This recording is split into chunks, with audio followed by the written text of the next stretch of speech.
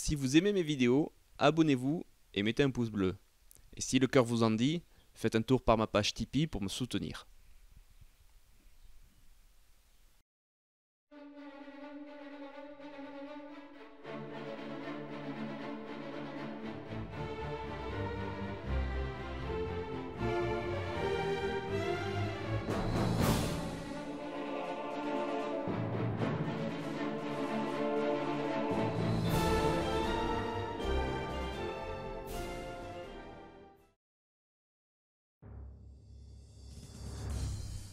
Bonjour tout le monde et bienvenue dans cette nouvelle interview de Un Club, une Histoire.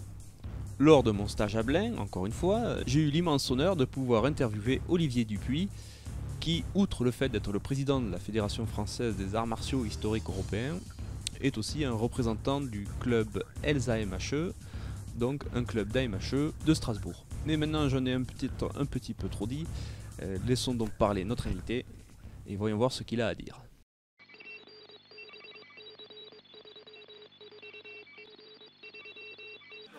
J'ai été présenté, mais d'abord, avant d'être président de la fédération, qui n'est qu'un statut temporaire, je suis moi de Strasbourg, où j'ai créé une section à MHE en 2011, mais où j'enseigne et j'organise des stages pas de compétition, mais des stages d'AMHE depuis 2005.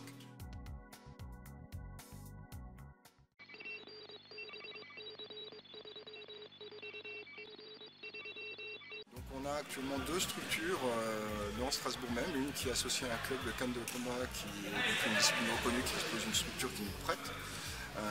Et on vient de créer une section MHE qui n'est pas encore affiliée dans une association sportive de cheminots qui nous permet d'avoir un dojo. En pratique du coup sur uniquement 2 séances et dans laquelle mon propos est de développer un curriculum AMHE assez complet auprès de mes élèves.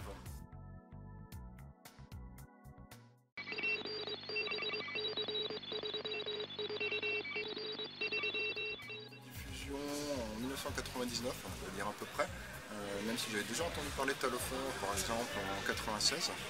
Et c'est vraiment avec une liste de diffusion historique à partir de laquelle s'est créé l'Ardam que j'ai commencé la pratique à étudier les sources.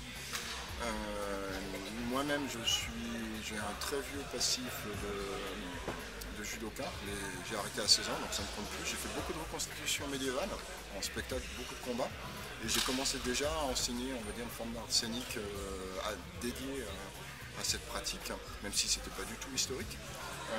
Et j'ai découvert la canne de combat à la faculté, dans une activité dans laquelle j'ai pu me développer et j'ai pu à la fois faire de la compétition et devenir professeur breveté d'État en 2004.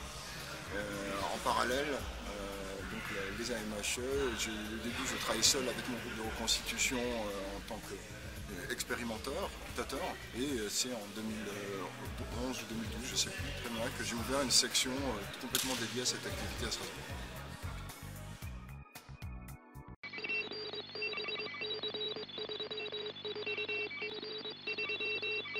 Préféré. De la même manière que si vous me demandez ma couleur préférée, j'aurais beaucoup de mal à vous répondre. En fait, il y a beaucoup d'armes qui m'intéressent. Les arts martiaux historiques européens offrent justement cette particularité de pouvoir embrasser très large. Donc j'aime beaucoup évidemment l'épée à 2 mains. J'aime la lutte, sinon je ne serais pas ici aujourd'hui. J'aime les messeurs, la rapière, même si j'y brille moins. Le bâton, j'ai une grosse réputation de bâtoniste qui me vient de mon passif de caniste.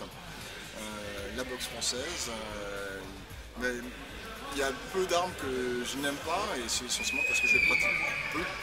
J'ai pas fait, par exemple, j'ai jamais vraiment fait pour un armure, mais j'ai pas d'armure, donc ceci explique cela. Donc pour moi, c'est vraiment très important de trouver dans les arts martiaux historiques cette possibilité ici d'enrichir ma culture physique, ma culture personnelle, ma culture corporelle à travers des disciplines extrêmement différentes. C'est vraiment une énorme source d'enrichissement et de renouvellement de la passion.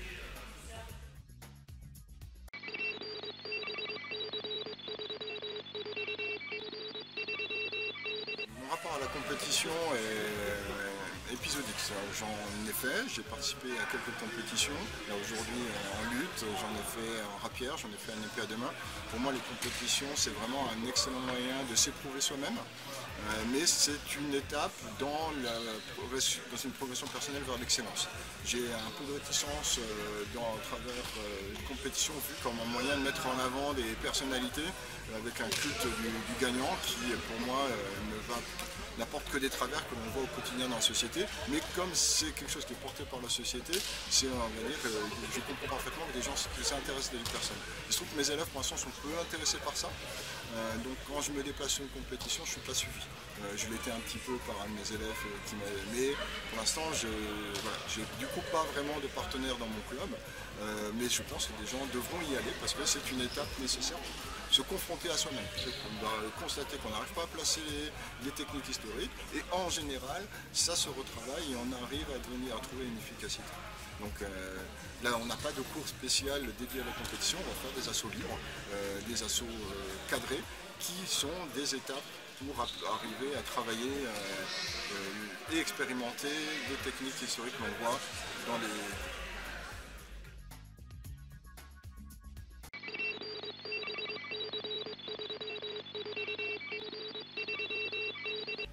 Ma vie perso n'a que très peu de connaissances dans nos pratiques, on ne fait pas un gros travail de communication. J'ai sans doute un tort personnel, je suis trop impliqué sur différents types d'activités, j'attends que les élèves prennent ça en main, mais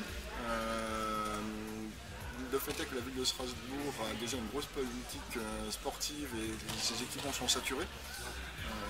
Donc l'objectif actuellement ce serait plus d'essayer de construire des événements à cheval sur le culturel et le sportif pour pouvoir gagner en notoriété et en confiance. Donc ça c'est en projet pour 2020 où j'aimerais bien faire un événement à l'occasion des 450 ans de l'édition du livre de Joachim Meyer qui a eu lieu à Strasbourg. Et donc j'ai commencé à prendre des contacts avec la mairie, mais ça va être difficile de savoir quelle ampleur ça va. Donc on va dire ce travail-là de connaissance des arts martiaux historiques au sein de la ville même, c'est à construire.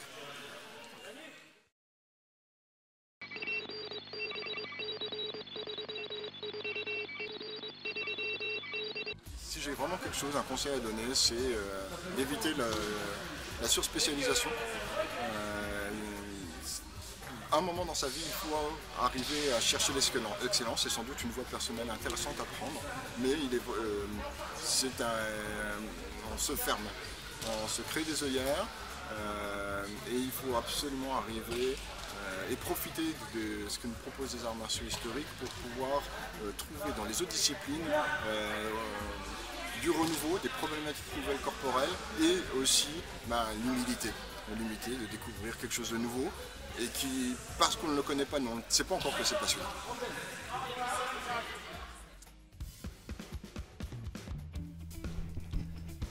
C'est donc la fin de cette interview. J'espère qu'elle vous a plu et qu'elle vous a intéressé. Cela a permis de nous en apprendre un peu plus sur les pratiquants de Strasbourg. Vous avez les coordonnées du club qui s'affichent maintenant à l'écran. Et si le cœur vous en dit, vous pourrez aller voir, essayer et peut-être même adhérer. En attendant, entraînez-vous bien, amusez-vous bien et à la prochaine.